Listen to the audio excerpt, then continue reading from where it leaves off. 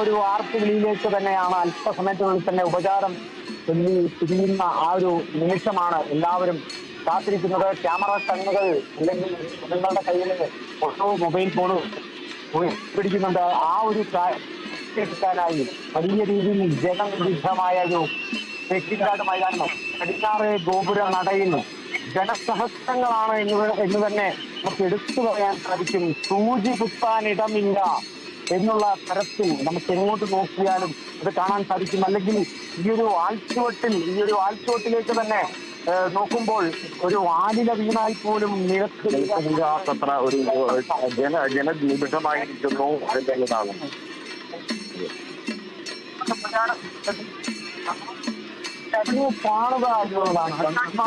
മറ്റൊരു കാര്യം എന്ന് പറയുന്നത്, നമ്മൾ മുൻകാലങ്ങളിൽ കണ്ടിട്ടുള്ളത് പ്രാർത്ഥനാപൂർവ്വം നിൽക്കുന്ന മനുഷ്യരെയാണെങ്കിൽ ഇപ്പോഴും അവരുടെ മനസ്സിൽ ഭക്തിയുണ്ട്, ഒക്കെ ഉണ്ട്. പക്ഷെ അതിനേക്കാളേറെ ഈ ഒരു നിമിഷം അത് ചരിത്രത്തിന്റെ ഭാഗം കൂടിയാണ്. ആ നിമിഷം എക്കാലവും തങ്ങൾക്ക് അത് സൂക്ഷിച്ചു വെക്കണമെന്ന ആഗ്രഹം കൊണ്ട് അത് മൊബൈലുകളിൽ പകർത്തുന്ന കാലഘട്ടത്തിന്റെ മാറ്റമാണ്, ടെക്നോളജിയുടെ ഒരു മാറ്റമാണ്. അത് കൃത്യമായി ഇവിടെ നമ്മൾ കാണുന്നു. എല്ലായിടത്തും കാണുന്നതിനേക്കാൾ കൂടുതൽ ഒരു പക്ഷേ ഇവിടെ കാണുന്നു. അതിനൊരു സാഹചര്യം എന്ന് പറയുന്നത് തൃശ്ശൂർ പൂരത്തെ നെഞ്ചേറ്റുന്ന ആളുകളുടെ എണ്ണം എത്രയോ അധികമാണ്. അത് ആയിരങ്ങളല്ല, പതിനായിരങ്ങളല്ല, ജനലക്ഷങ്ങളാണ് എന്നുള്ളതാണ്. 21-ാം നൂറ്റാണ്ടിന്റെ കാൽഭാഗം പിന്നിട്ട് 2025 അല്ലെങ്കിൽ ഈ ഒരു 21 നൂറ്റാണ്ടിലേക്ക് കടക്കുമ്പോൾ ആദ്യ 100 വർഷത്തിന്റെ കാൽഭാഗം അങ്ങനെ പിന്നിട്ട് പോയിരിക്കുന്നു. കൃത്യമായി സൂചിപ്പിച്ചു കഴിഞ്ഞാൽ അതപ്പോൾ ഈ ഒരു 100 വർഷത്തെ ആ ഒരു കാൽഭാഗം പിന്നിടുമ്പോൾ ഇത് പിന്നിട്ട് കഴിയുമ്പോൾ ആ ഒരു തൃശ്ശൂർ പൂരം, ഇതുവരെയുള്ള തൃശ്ശൂർ പൂരങ്ങളുടെ ഓർമ്മകൾ തന്നെയാണ് ഏറ്റവും വിലപിടിപ്പുള്ള ഓരോ നിമിഷങ്ങൾ എന്ന് പറയുന്നത്. ഇപ്പോൾ 1798 തുടങ്ങുന്ന പൂരം 96-ലാണ് ആറാട്ടുപുഴ പൂരം പോയി. അതിൽ പങ്കെടുക്കാനാവാതെ തൃശ്ശൂർ ദേശക്കാർ കനത്ത പേമാരി ഉണ്ടായത് കാരണം അവർക്ക് അവിടെ എത്താൻ പറ്റുന്നില്ല. 33 ദേവകൾ സംഗമിക്കുന്ന പൂരം എന്നുള്ളതാണ് ആറാട്ടുപുഴ പൂരത്തെ കുറിച്ചുള്ള ഒരു സങ്കല്പം. അവിടെ ഒരു ദേശമായി മാത്രം കുടികൊണ്ടിരുന്ന തൃശ്ശൂർ ദേശം പിന്നീട് ആ തൃശ്ശൂർ വളർന്ന് പടർന്ന് പന്തലിച്ച് പൂരങ്ങളുടെ പൂരമായി നോക്കുന്ന ലോകത്തിലെ ഏറ്റവും തൃശ്ശൂർ മാറിയത് അതിന്റെ തൃശ്ശൂരിലേക്ക് എന്നുള്ള ഒരു പ്രതീതി അല്ലെങ്കിൽ അത്തരത്തിൽ ഒരു നീക്കം സൃഷ്ടിച്ച ശക്തന് വേണം ആദ്യം അഭിവാദ്യം നൽകുക. ആ ഒരു ശക്തമായ ചരിത്രം സൃഷ്ടിച്ചതിന് തന്നെ തമ്പുരാനാണ്. തമ്പുരാൻ ആ ദൃഢനിശ്ചയത്തിൽ നിന്നും ഉരുത്തിരിഞ്ഞ ഒരു സങ്കല്പമാണ് തൃശ്ശൂർ പൂരം എന്ന് പറയുന്നത്. വടക്കുന്നാഥന്റെ മുൻപിൽ തിരുവമ്പാടിയിലെയും പാറമക്കാവിലെയും ദേവസ്വങ്ങൾക്ക് പുറമെ ഘടകപൂരങ്ങളായി 10 ഘടക ഭഗവതിമാരുടെ എഴുന്നള്ളത്തടക്കമുള്ള കാര്യങ്ങൾ വരുന്നു. തന്നെ തിരുവമ്പാടിയുടെയും പറങ്ങേക്കാവിന്റെയും 15 വീതമുള്ള ഗജകേസരിമാർ അണിനിരന്നുകൊണ്ടുള്ള കുടമാറ്റവും അല്ലെങ്കിൽ നിരവധിയായിട്ടുള്ള മനോഹരമായിട്ടുള്ള കാര്യങ്ങൾ, മഴത്തിൽ വരവ് മേളം, ഒപ്പം തന്നെ ഇലഞ്ഞിത്തറ മേളം, അങ്ങനെ മനോഹരമായ കാഴ്ചകളായിരുന്നു കഴിഞ്ഞ. ഇതാ തിരുവമ്പാടി ചന്ദ്രശേഖരൻ എത്തുകയാണ്. തലയെടുപ്പോടെ ചന്ദ്രശേഖരൻ തിരുവമ്പാടി ഭഗവതിയെ ശിരസിലേക്ക് അങ്ങനെ മന്ദം മുന്നോട്ട് വരികയാണ്. ഇപ്പോൾ ഗുരുവായൂർ നന്ദനും ഇപ്പോൾ ഈ ഒരു പരിസരത്തായിട്ടുണ്ട്. ഇപ്പോൾ ഈ ഒരു അല്പസമയത്തിനുള്ളിൽ തന്നെ ഈ ഒരു ഉപചാരം ശക്തികളിലേക്കാണ് സ്ഥാനത്ത് നിന്നും പറയുന്നത്. കനത്ത വെയിലും കനത്ത ചൂടും സഹിച്ചാണ് ആളുകൾ നിൽക്കുന്നത്. പക്ഷേ ഇടയ്ക്ക് ആശ്വാസമായി ഈ ഒരു ഇലഞ്ഞിമരത്തിൽ നിന്നും ആൽമരത്തിൽ നിന്നും ഒക്കെയുള്ള വേപ്പിന്റെ മരത്തിൽ നിന്നുമൊക്കെയുള്ള ഒരു ചെറിയ ഇളം കാറ്റ് ഈ ജനങ്ങളെ തലോടി പോകുന്നുണ്ട്. അത് ഈ പുരപ്രേമികൾക്ക് ഈ ഒരു ഉപചാരം ചൊല്ലുന്ന ഈ ഒരു കാഴ്ച കാണാൻ തൃശ്ശൂരിലേക്ക് എത്തുന്നു. അല്ലെങ്കിൽ ഒരു കൊടുങ്കാറ്റ് ഇത് കാണാനും മറ്റുമില്ല. പ്രകൃതി പോലും കനിഞ്ഞെഴുതുകയാണ്. നേരത്തെ ഉണ്ടായിരുന്ന ആ കൊടും ചൂട് പതിയെ മാറി ഇപ്പോൾ വെയിലുണ്ടെങ്കിൽ കൂടിയും ഒരു ഇളം കാറ്റിന് ഇത് കളമൊരുങ്ങുന്നു. അതായത് നേരത്തെ നമ്മൾ പറഞ്ഞതുപോലെ ഒരു മഴത്തയിട്ടാൽ പോലും താഴേക്ക് വീഴാത്ത രീതിയിലുള്ള ആ ഒരു ജനസഹസ്രങ്ങൾ തിങ്ങിക്കൂടുന്ന ഈ ഒരു ഇടത്തേക്ക് പതിയെ ഒരു കാറ്റ് വരുന്നു എന്ന് പറയുന്നത്, അതിന്റെ ഒരു ആശ്വാസം എന്ന് പറയുന്നത് വാക്കുകൾക്ക് അതീതമാണ്. കാരണം ഇപ്പോൾ സൂചിപ്പിച്ച പോലെ തന്നെ ഈ പ്രകൃതി പോലും ഇഷ്ടം കാണാനായി കാത്തിരിക്കുകയാണ്. ഈ ഒരു ഉപചാരം ചൊല്ലിപ്പിരിയുന്ന അല്ലെങ്കിൽ ഓരോ അഭിവാദ്യം ചൊല്ലുമ്പോഴും 3 തവണ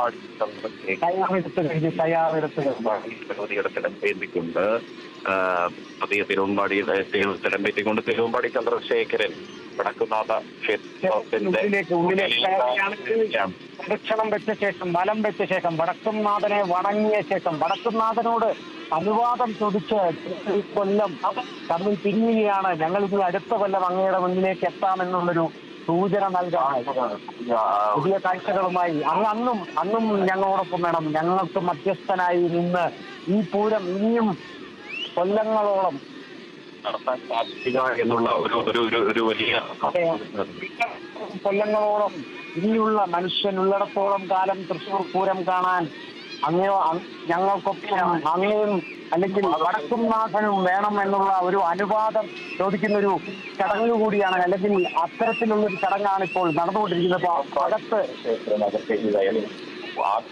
നമ്മൾ കാണുന്നത് അല്പസമയത്തുള്ളിൽ ബലം വെച്ച ശേഷം തിരുവമ്പാടി ചന്ദ്രശേഖരൻ പുറത്തേക്കെത്തും. അതോടൊപ്പം തന്നെ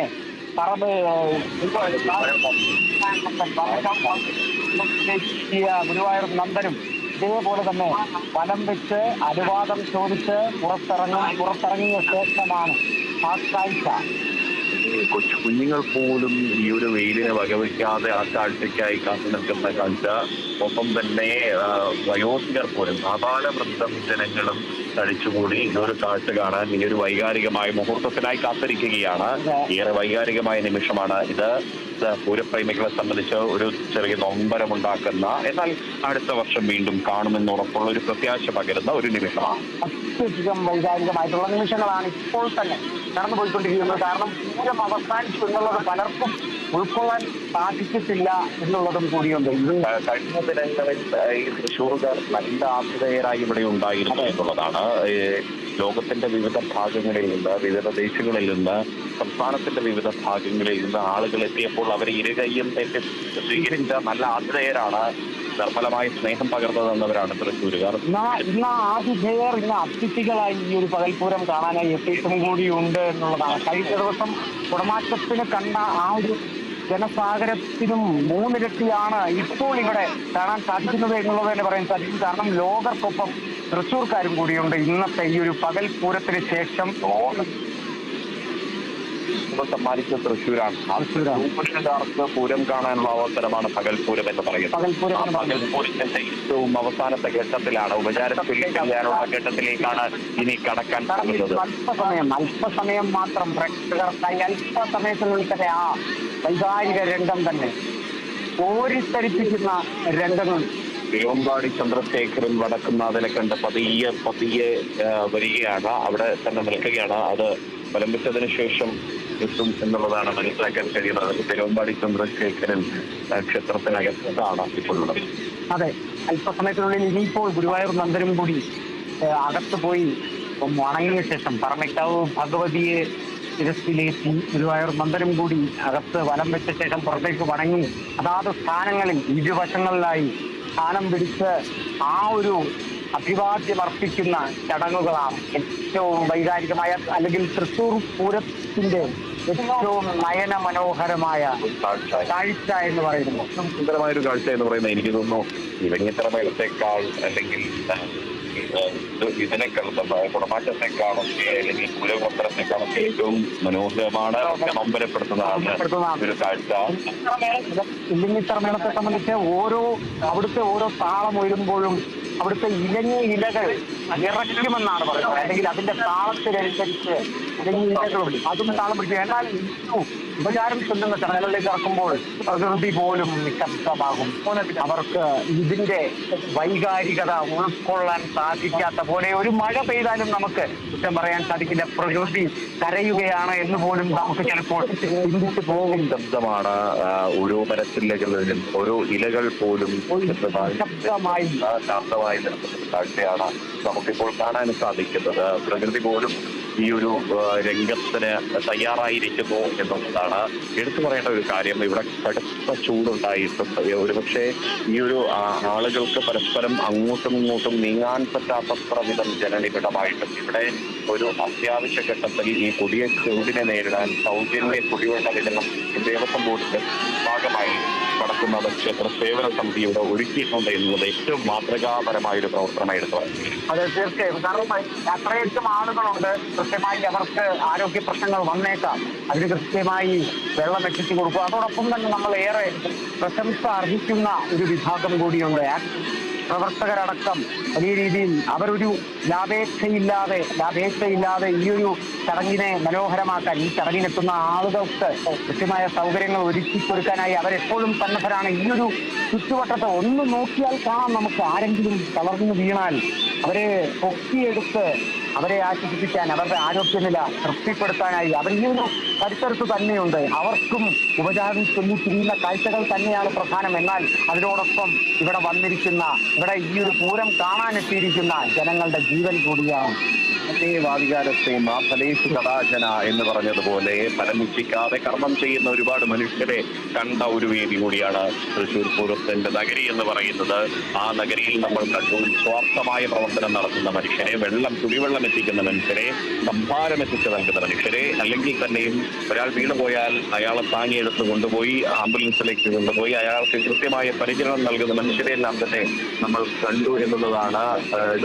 ആരോ വീണിട്ടുണ്ട്, ഒരു സ്ട്രക്ചർ ആളുകൾക്കിടയിലേക്ക് പോകുന്നത് കാണാം. നമ്മൾ പറഞ്ഞു തീർന്നിട്ടില്ല, അപ്പോഴേക്കും ഒരാൾ വീണിരിക്കുന്ന ഒരു കാഴ്ച നമുക്ക് കാണാൻ കഴിയുന്നുണ്ട്. അയാളെ മാറ്റുകയാണ്, സ്ട്രക്ചറിൽ മാറ്റുകയാണ് സന്നദ്ധ പ്രവർത്തകർ. ഒന്നേ പറയാനുള്ളൂ, അദ്ദേഹം തീർത്തും സുരക്ഷിതനാണ് എന്നുള്ളതാണ്. അതിന് തൊട്ടടുത്ത് തന്നെ സന്നദ്ധ സേവകർ അവിടെ തന്നെയുണ്ട്. കൃത്യമായി അദ്ദേഹത്തിനെ വളണ്ടിയർമാർ അവിടെ സ്ട്രക്ചറുമായി ഓടിയെത്തി പോലീസ് അത് വഴിയൊരുക്കുകയാണ്.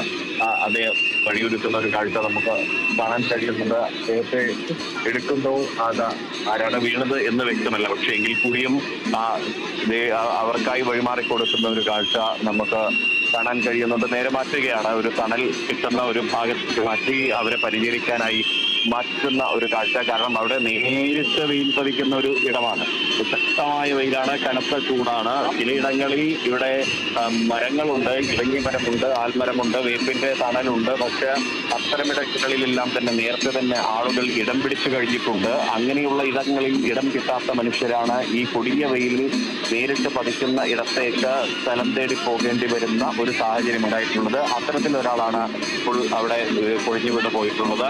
അദ്ദേഹത്തെ പരിചരിക്കാനായി മാറ്റിയിരിക്കുന്നു. അദ്ദേഹം വീഴുമ്പോഴേക്കും അവിടെ ശസ്ത്രവുമായി ഓടിയെത്തിയിരിക്കുന്നു. അദ്ദേഹത്തിന് വേണ്ട പരിചരണങ്ങളെല്ലാം നൽകിയിരിക്കുന്നു. അതാണ് നേരത്തെ പറഞ്ഞത്, മാഫലേശ് കഥാചന എന്ന് പറഞ്ഞതുപോലെ ഫലമിച്ഛിക്കാതെ കർമ്മം ചെയ്യുന്ന ഒരുപാട് നല്ല മനുഷ്യരെ നമുക്ക് ഈ തൃശ്ശൂർ പൂരത്തിന്റെ നഗരിയിൽ കാണാൻ കഴിഞ്ഞു. കർമ്മനിരതരായ ഒരു കൂട്ടം മനുഷ്യരെ കൂടിയാണ് നമുക്ക് കാണാൻ സാധിച്ചത്. അല്ലെങ്കിൽ ഈ ഒരു തൃശ്ശൂർ പൂരം, ഓരോ തൃശ്ശൂർ പൂരം സാക്ഷ്യം വഹിക്കുന്നത് അത്തരത്തിലുള്ള ഒരുപാട് ജീവിതങ്ങളാണ്. ഇനി അല്പസമയത്തിനുള്ളിൽ തന്നെ നമ്മൾ ഉപചാരം ചൊല്ലുന്ന കാഴ്ചകളിലേക്ക് തന്നെയാണ് നമ്മൾ കടക്കാനിരിക്കുന്നത്. മേളത്തിന്റെ ഒരു താളം മുറുകുകയാണ്. അതെ, മേളത്തിന്റെ താളം മുറുകുന്നു. ഇനി അല്പസമയം കൂടി ആ വൈകാരിക രംഗങ്ങളിലേക്ക് അല്പസമയം കൂടി എന്നുള്ളതാണ് നമുക്കിപ്പോൾ അറിയാൻ സാധിക്കുന്നത്. എന്തായാലും നമ്മൾ കാത്തിരിക്കുകയാണ് ആളുകളെ, അല്ലെ? നമുക്ക് ആ രംഗങ്ങളിലേക്ക് പോകുന്നതായിരിക്കും ഏറ്റവും ഉചിതമാകുന്നത്. ആ രംഗങ്ങൾക്ക് വേണ്ടിയാണ് നമ്മൾ കാത്തിരിക്കുന്നത്. അല്പസമയത്തിൽ തന്നെ ആ രംഗങ്ങളിലേക്ക് തന്നെ എത്താൻ സാധിക്കും എന്നുള്ളതും കൂടി ഒരു അല്പസമയം, വളരെ ചുരുങ്ങിയ സമയം പ്രേക്ഷകർക്കായി ആ രംഗങ്ങൾ